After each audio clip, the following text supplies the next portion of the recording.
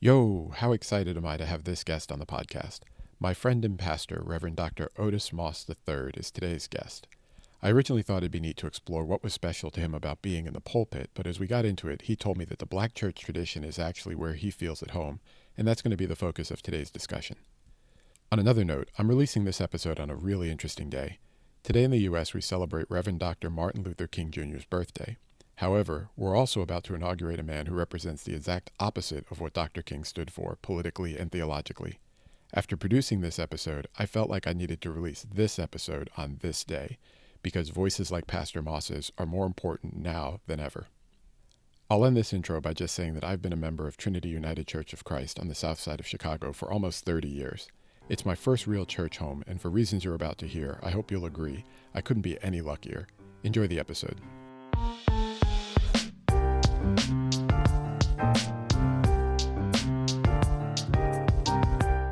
I want to welcome my next guest to the podcast. There's so many things we could talk about, but luckily we have a plan for today. We'll try our best to stick to that plan.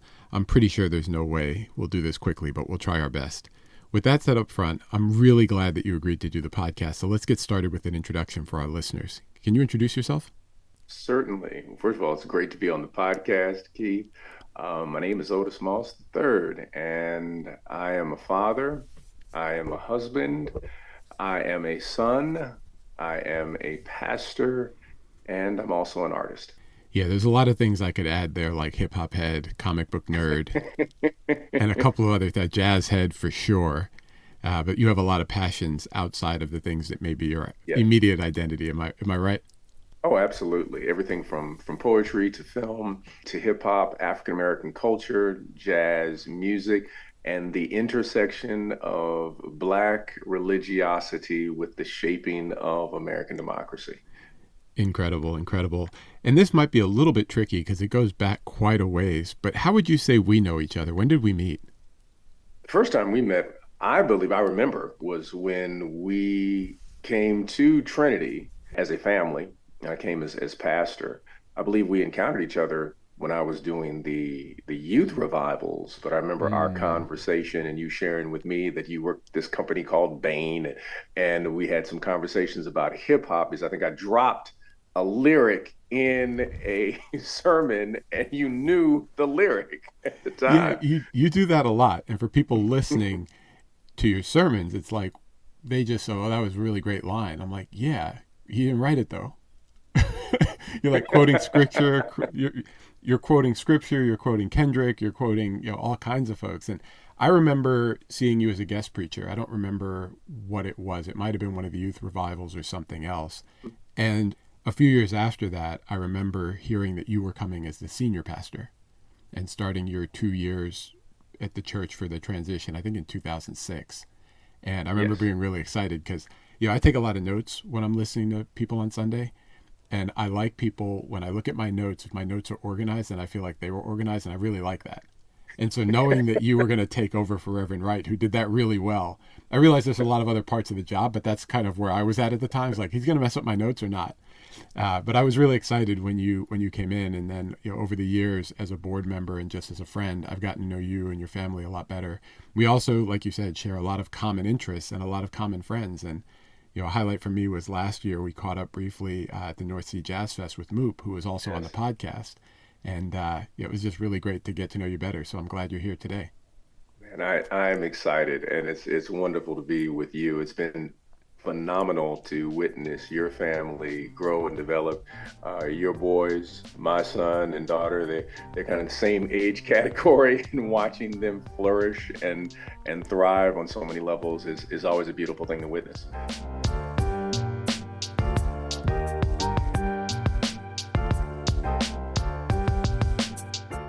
I realize this part of the conversation could be a whole episode. Frankly, it could be a whole podcast series. But let's talk about your first exposure to the Black church.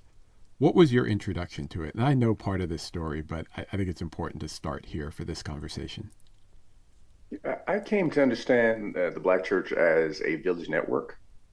And when I say village network, I mean like an African village network where you Mm-hmm. have elders, you have children, you have parents, and they see you as part of your family. And there Mm-hmm. was a woman by the name of Miss White who had a big pocket book, not a purse, but a pocket book.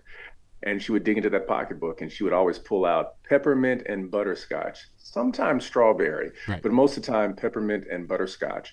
And she would, pass it on to me and to my friends in the church. Probably about five, 4 or 5 or whatnot. But I remember her kindness, not just in giving the peppermint and butterscotch, but I remember she would press the candy in your hand.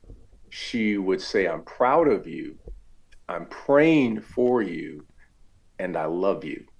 Not just to me, but to every young person she would encounter. That's Mm-hmm. why she had a pocketbook. She had a whole lot of candy. But that was her ministry. Mm-hmm. And you felt that this elder was someone who was a part of your family and wanted to see you thrive. That was my first understanding of what I call the village network within the Black church. And where were you geographically? Was that at home in Ohio, or were you someplace else? We were in Cincinnati, Ohio. My father was pastoring at the Mount Zion Church in Cincinnati. And did you feel like you had a lot of family in the church? Was it Miss White and others, or was it, a whole village? It was an entire village. So there were all these aunts and uncles. I remember a person, one woman, she's about 90 something years. She's about 97 now. Her name is called her Aunt Clarice. But one day I was small. She said, "You know my name." And I said, Clarice, I mean, Aunt Clarice. She said, "That's right, baby. You better put a handle on that name." And from that moment on, she was one of my biggest supporters. Mm-hmm. So her husband, who was called Uncle Hoover, who was also a former police officer, was a deacon. They would come to all my track meets.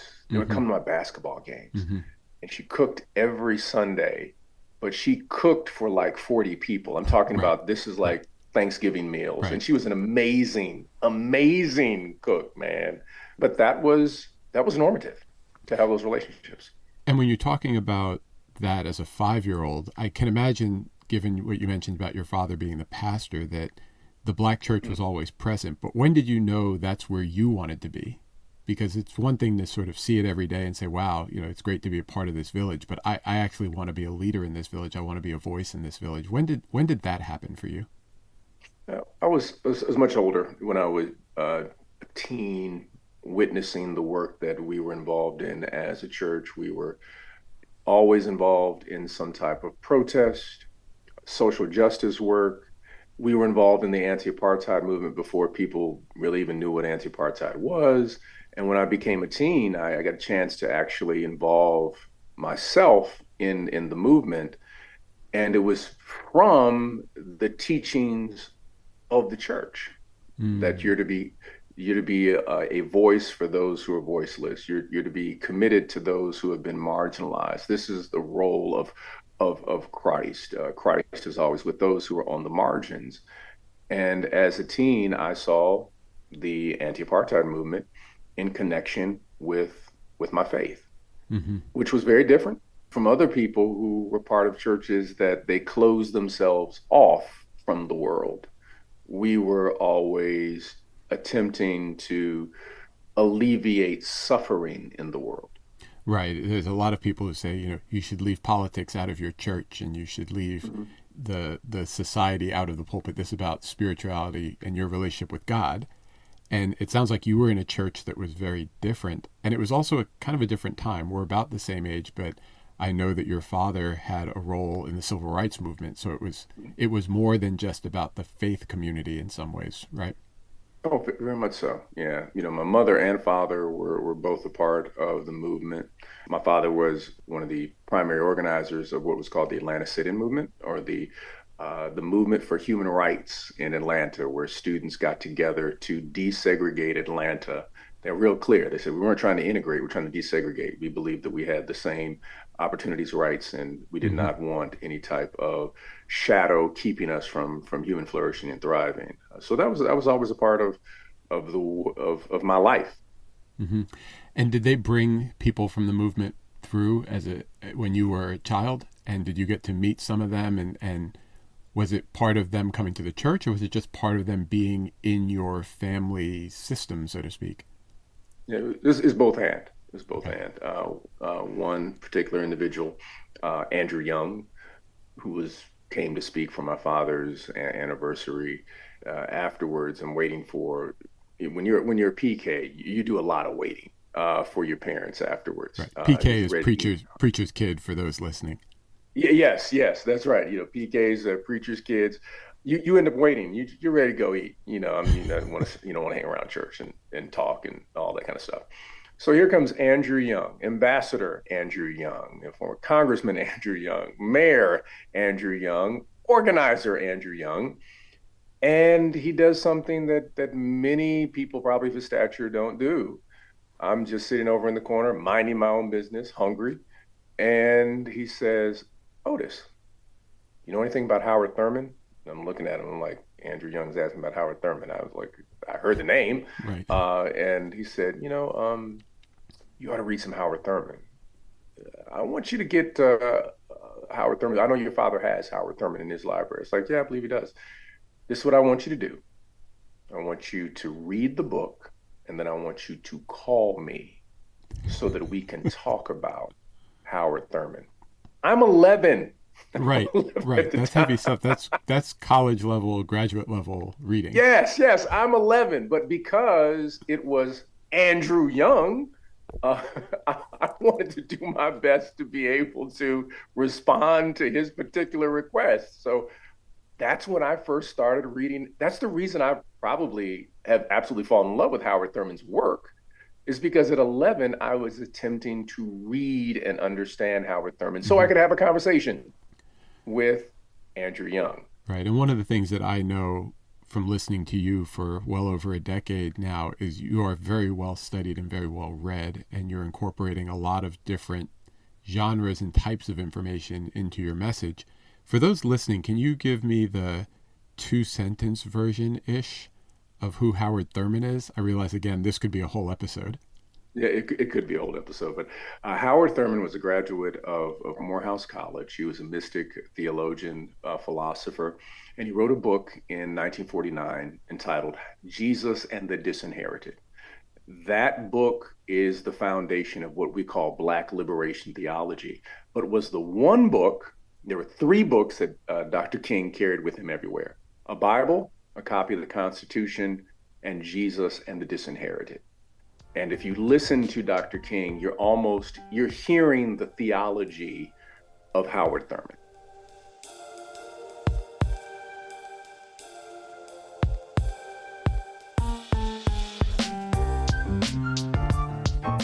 Speaking of Dr. King, I heard this rumor back in the day that I just want to confirm for folks.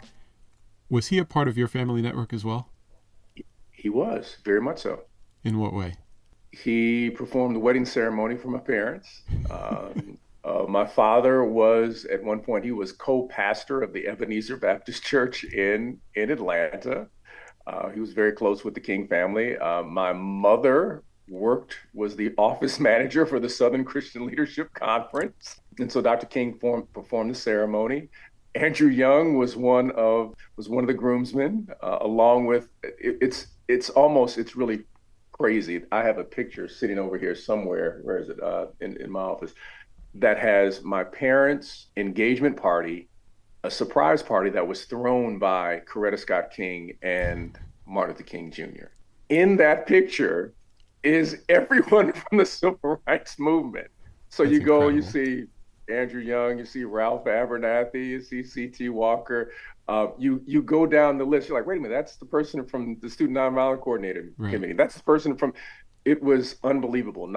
1966 Wow. at the Eden Rock Hotel in Miami, which was the retreat for the SCLC, where Dr. King was going to make the decision to come out Okay. against the Vietnam Mm-hmm. War.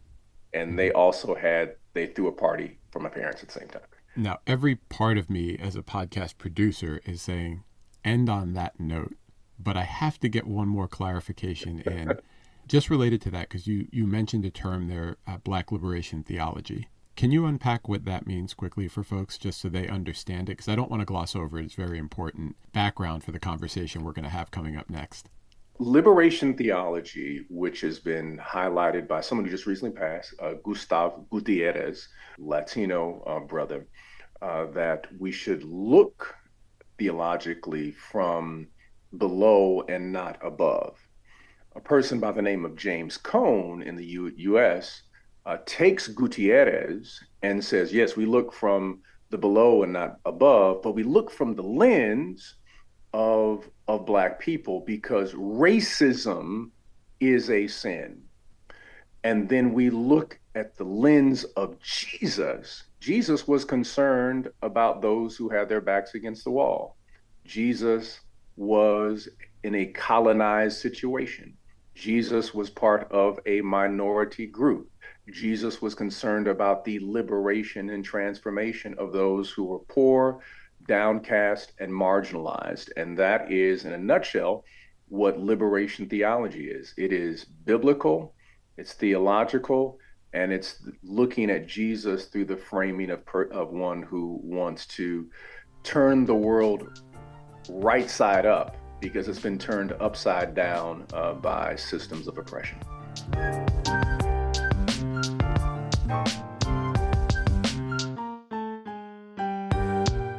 Rev, I want to try and talk about some of the things that make your home, the Black Church, special. And I'm not sure where we should start because there's a lot of things that I know we could start with. But why don't we start with what you told me before, which was the artistry of the church? What does that mean in this context? Why is that one of the things that makes the Black Church special to you? Yeah, the Black Church at its best, when it's functioning and thriving and healthy, is a place of creativity and artistry. The artist you love, the musicians you are drawn to, the singers you connect with, the poets that you want to hear have their roots, root meaning gumbo, but roots talking about soil from the Black Church, a space that taught people poetry from the pulpit, a space that created unique musical workshops, though not formal, but they were like the Juilliards, where people could learn how to play in ways they could never learn in other spaces by ear and by what was written in the page in front of them, where they could learn about the dance and learn the brilliance of improvisation. If I may give a story, everybody has heard the song, the sermon "I Have a Dream," but what people don't know is that the phrasing "I have a dream" is complete improvisation. Is that Dr. King is standing before the people, and then Mahalia Jackson says, "Tell them about the dream." Dr. King becomes the homiletical DJ at that moment, remembers what a woman by the name of Prathia Hall said in Albany, Georgia, when she prayed. He puts that on the turntable of his artistry and imagination, and then begins to remix "I Have a Dream" by using that as a phrase, but then begins to do a Public Enemy moment by critiquing the KKK by saying, "Let freedom ring from Stone Mountain." Well, Black people, when they heard it, shouted like crazy because Stone Mountain was the home of the KKK. Exactly. Then he said, "Let freedom ring from the Smoky Mountains." Well, the Smoky Mountains were the home of the KKK. So all the Black people were like, "Oh man, did Dr. King just throw shade at the KKK?" Yes, he did. While all the white people are like, "That's a nice rhetorical phrase." It's doing double entendre and mixing in the middle of the March on Washington, which shows the artistry and the brilliance of what comes out of the Black church tradition. That's incredible. And for people who aren't familiar with all of the things you just said, I remember as a high school kid, I did a program at Georgia Tech, and they took us out to see like a laser show at night at Stone Mountain. And I wouldn't say I was as aware as I should have been, but I knew we were in a different part of Georgia. And if I remember correctly, they had like a Confederate carving in the side of the mountain. In the side of the mountain. It's one of the largest Confederate monuments in the U.S. And I'm thinking to myself, this is where they're taking the college kids, or this is where they're taking the high school kids to enjoy a night out in this environment. It was really wild. You talk about the creativity and the nurturing soil for people to build their art and to learn their art and to learn their improv. You know, I remember watching a season of American Idol when Fantasia won. And I don't watch the show a lot, but I remember in the finals, the song they had to sing to had a choir in the background. And I remember thinking, oh, well, this is done. I was like, because she clearly learned how to sing in the church, and they're going to give her a choir Absolutely. for the final. I was like, we might as well just mail this one in now. I noticed that you inject a lot of quotes and other art forms into your sermons, like you just did in that description, by the way, for those listening Mhm. carefully. Was it hard to bring that part of yourself into the pulpit? I've seen Otis Jr., your father, preach several times, and Mhm. he doesn't do that as much. But you bring a Mhm. very different angle, and you bring, as some people would say, your whole self into the pulpit, Mhm. whether that's being Mhm. creative or vulnerable or upset or frustrated or educated, or you bring all of that with you, like gumbo in some sense, to the pulpit. Mhm. Was that a hard bridge to cross for you? That's a great question, Keith. That is a great. It it took me time, but it wasn't hard because I'd witnessed a form of that over and over again. So my father, he's Southern, very much Southern in terms, and he would bring his full self. But you would notice he brings in Black culture and African culture, Mm-hmm. but he does it in this really very subtle way Right. of just dropping these pieces of Black history, very organic. Or listening to a person such as CT, Wyatt T. Walker, who would do the same thing with quotes left and right, Mm-hmm. and or Dr. Wright. Dr. Wright was quoting Scott. He's got these scholars, Mm-hmm. boom, boom, boom. He's hitting this scholar in so and so's book, and da da da. He Mm-hmm. gives these wonderful quotes, and so I always witnessed that. I was one who was very much moved by, hip hop culture, jazz music, Black poetry and literature, Mm-hmm. and Black cinematic work. Right. So I wanted to bring those elements into the presentation because of that was part of who I was, and I think that preaching is a form of art, and that you have to bring all of your colors to the pulpit.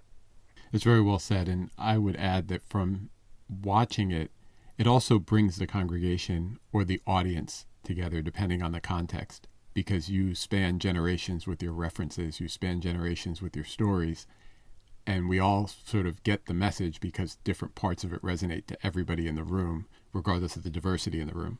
And so it's really neat to see that. And it's also inspiring and enlightening to hear that you think about that as the artistry of what it is that you're doing when you're delivering a message.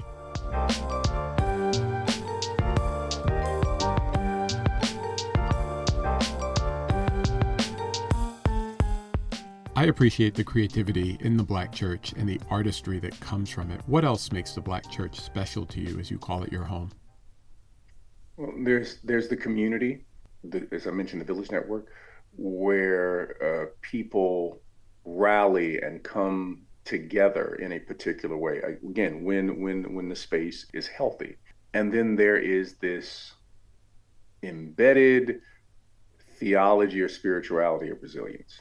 So it's community and resilience are these two pieces. So you're taught that you are connected to other people Mm-hmm. and people who went before you and people who are not yet born. Mm-hmm. That's the community. The resilience you are taught, since you are on the shoulders of other people, you need to know how they did what they did. So if we are talking about a person of faith like Harriet Tubman says, I'm bringing you to freedom, these 300 people. And if you don't want to go, I can send you to heaven if you want to. Harriet Tubman, Right. she Wasn't was playing. something else. But what she was also saying is that I am not considered to be a full human being in the eyes of the Constitution. Mm-hmm. I'm not considered to be fully have full agency because of my gender, but it's not about me. I make the choice to make the world better for my children. It's a choice, and God has anointed me to do this work.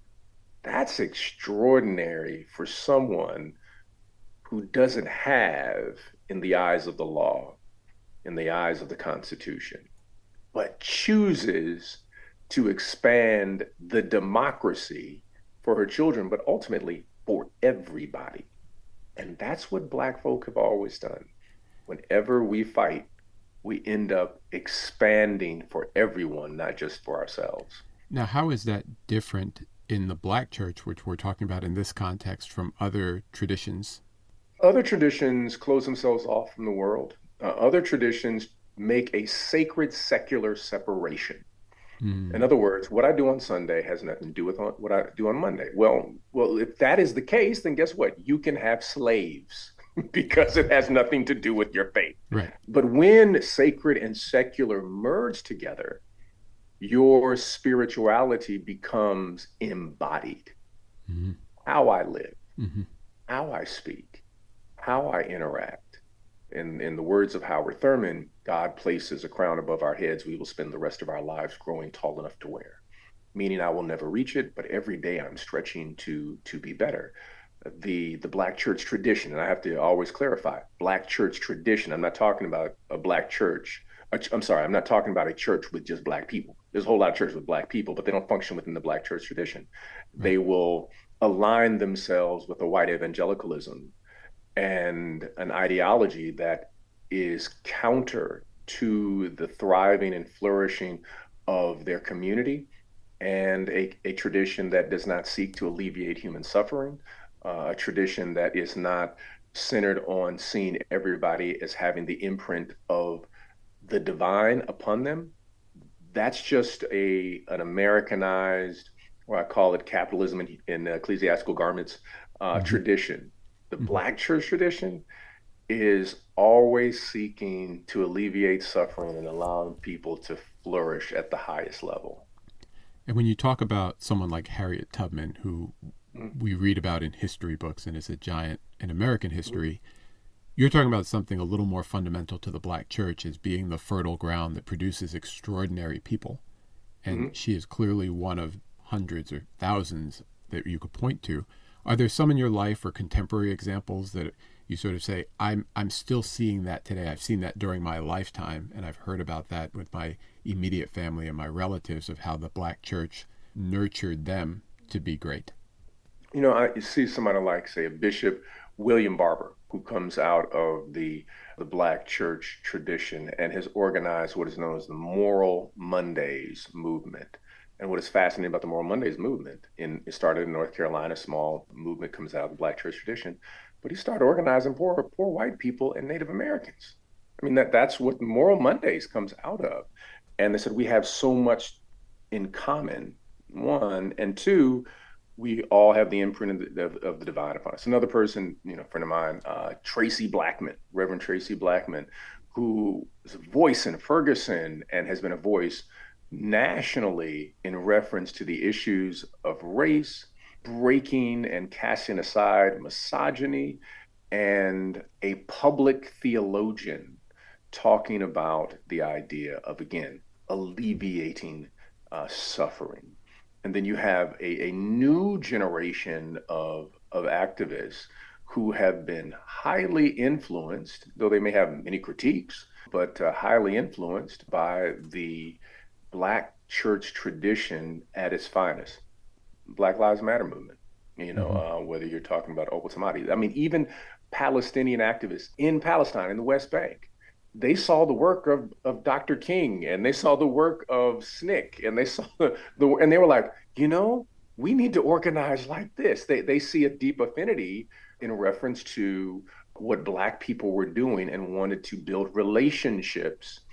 How do we create a movement in that same manner? So there is a real influence that we witness when the tradition is healthy and it's thriving. It influences other communities like the Dalit community in India, who are considered to be of a particular caste. They have deep identification with the Black church tradition. And there needs to be more work that we need to do some work between folks in America and the Dalit community. The South African, the deep connection in terms of liberation theology. It's just a global spiritual tradition that finds its way to be into the hearts and spirits of so many people across the globe.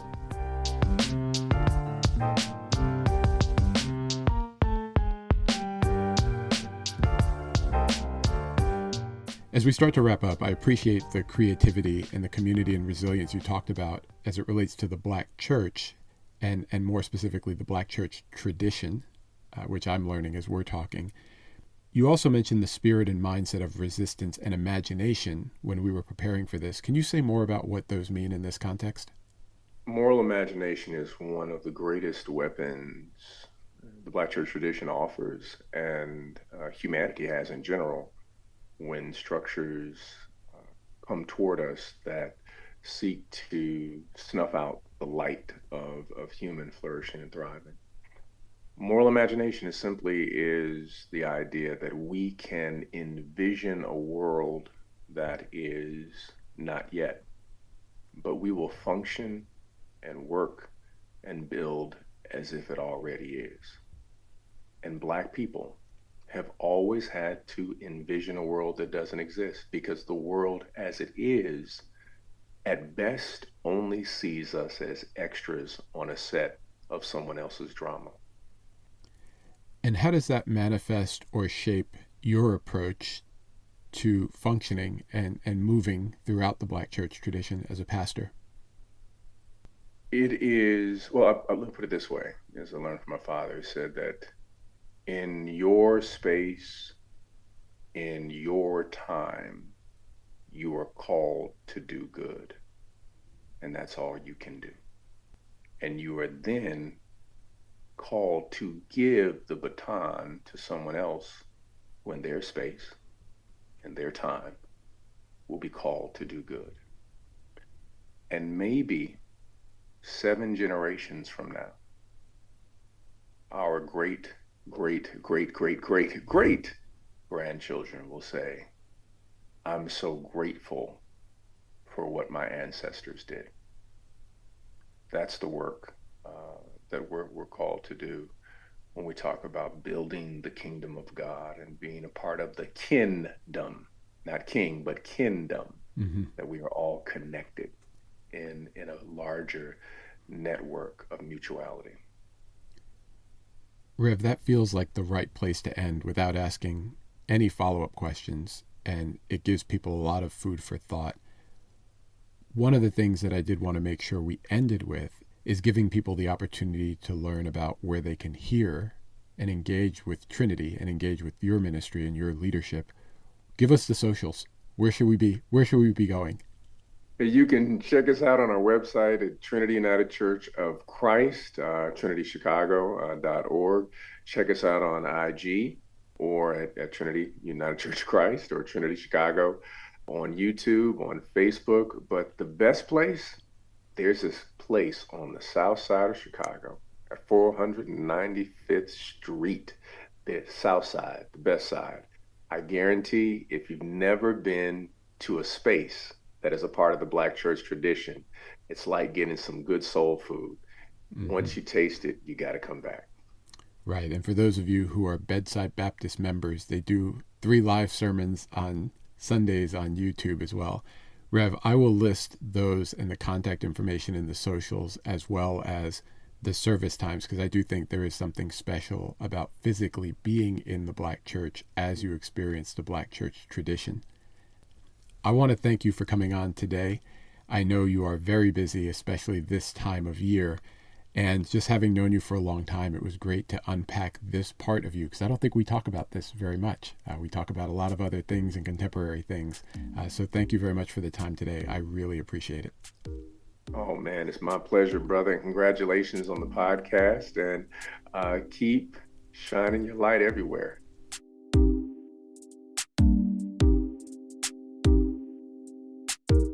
Thanks for listening to this episode of My Home is Special. Be sure to subscribe to the podcast to get future episodes automatically.